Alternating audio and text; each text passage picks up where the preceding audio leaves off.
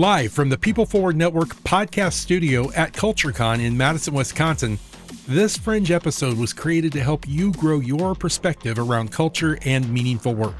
CultureCon believes that every individual, regardless of role, has the power to make work more meaningful for themselves and their organization. Now, here's some inspiration straight from the amazing leaders and workplaces within the CultureCon community.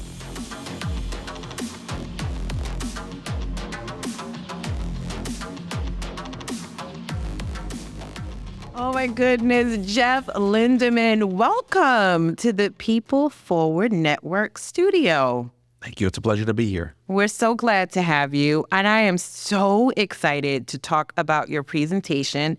And the title of that presentation is Creating the Culture You Want. Mm-hmm. Will you tell us a little bit about why you chose that topic and your passion behind it? Every organization has a culture. Most organizations don't curate it to be the one that they want. And our experience has been that over decades, culture has been an accelerant of business strategy execution, an enabler of it. And we believe culture is one of our competitive advantages. So I think leaders need to understand that culture exists, whether you have it intentional or not.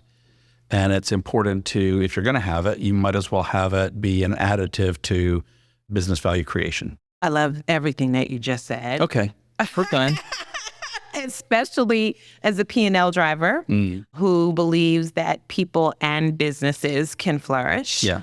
And I love also the intentionality behind what you said, because to your point, there is a culture, whether you're consciously shaping it or not, there is one. And what I love is that you link culture to business strategy. So I'd love for you to share a little bit more about that. You know, ultimately what any organization is trying to do is create value. I happen to work for a for-profit organization, but not-for-profits have purpose motives that are driving their behavior. So for value creation, you want your strategy to deliver the intended outcome. And I think what is missing from the point that I made earlier is that most organizations have the strategy, they announce it from Mount Olympus and expect that everyone will be executing it. Yeah. But what they're missing is that the culture that exists in the organization will adopt the strategy in very different ways if you're not intentional about creating one culture. So we're a global organization. We employ 650 people in companies around the world. We do business in 176 countries around the world. We would be subject to a variety of cultures if we didn't intentionally create one that was unifying, that at WD-40 Company, this is our culture.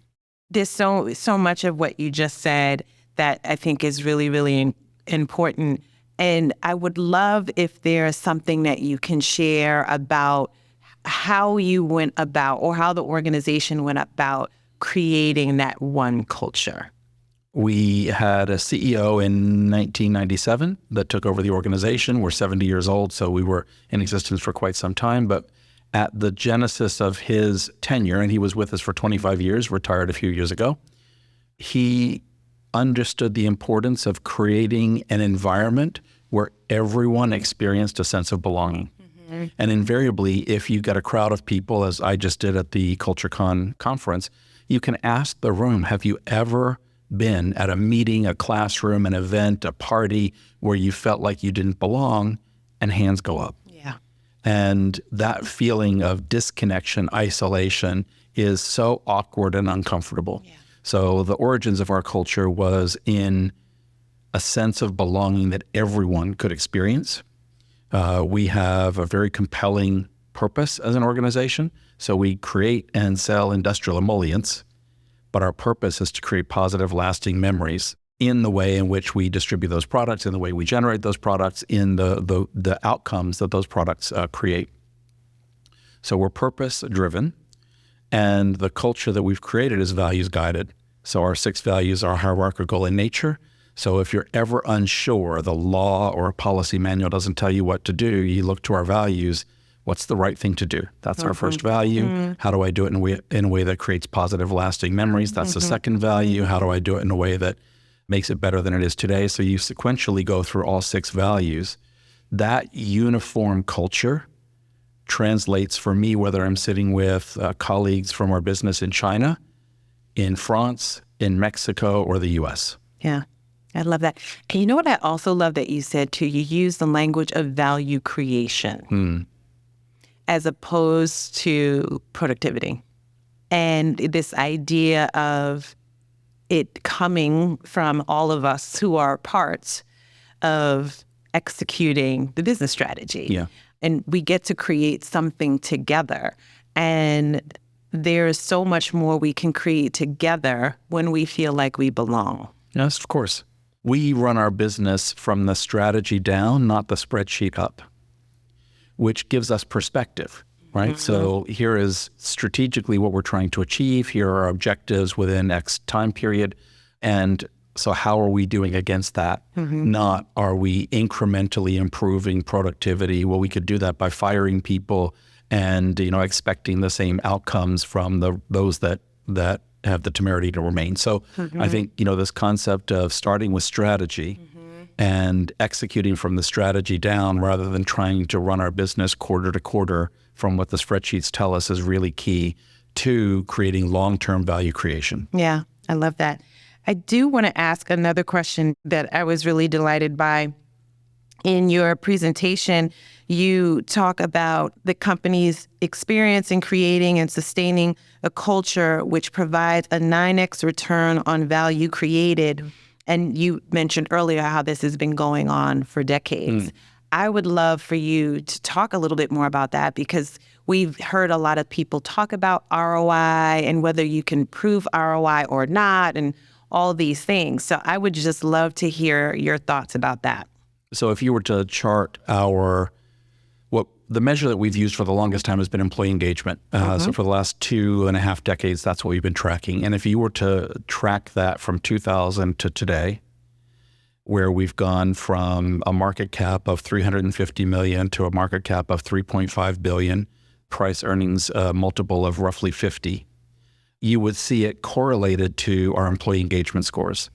The better they got, the more value that we were creating as an organization for everyone.